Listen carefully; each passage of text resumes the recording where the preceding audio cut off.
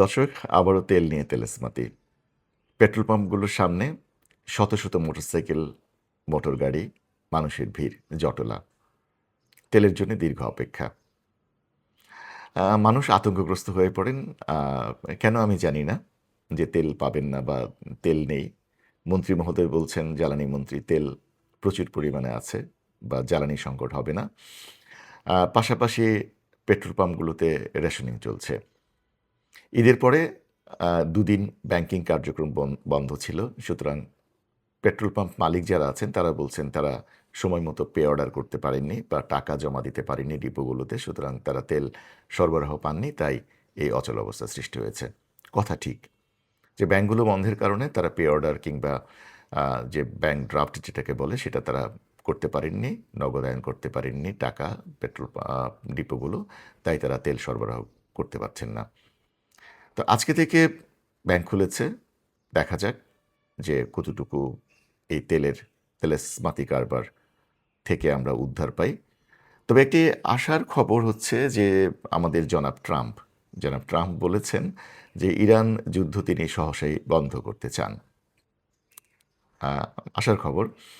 কিন্তু কিভাবে বন্ধ করবেন, কখন বন্ধ করবেন সুস্পষ্ট কথা তিনি বলেননি। তিনি বলেছেন ইরানের আ নেতৃস্থানীয় ব্যক্তিবর্গের সাথে তার আলাপ হয়েছে যে তিনি আশানুরূপ আলোচনা হয়েছে। তারা এখন এই যুদ্ধটা বন্ধ করতে চান। কিন্তু কার সাথে, কখন, কিভাবে আলাপ হয়েছে সে কথাটি তিনি বলতে রাজি হননি। তারপরেও যদি তিনি বন্ধ করেন, সেটি হচ্ছে আশার খবর।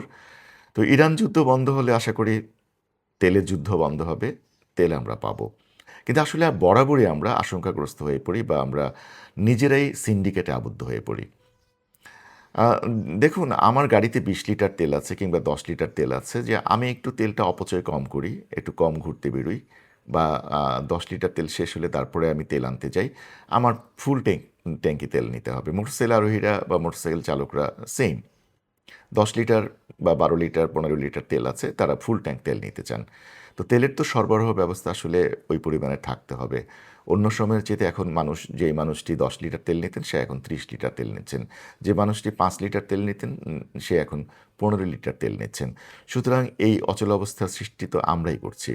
আসলে প্রিয় দর্শক, আমরা যারা আসলে গাড়ি চালাই, মোটরসাইকেল চালাই, তাদের একটু সহনশীল হই আসলে। যে আমরাও সরকারকে সহযোগিতা করি, আ আম আ জ্বালানি মন্ত্রণালয়কে সহযোগিতা করি, পেট্রোল পাম্প মালিকদের সহযোগিতা করি এবং ডিপো যারা আছেন তাদেরকেও সহযোগিতা করি। আমার যতটুকু তেল প্রয়োজন অতটুকুই নেই আজকে। অন্যদেরকেও আমি একটু সুযোগ করে দিতে পারি।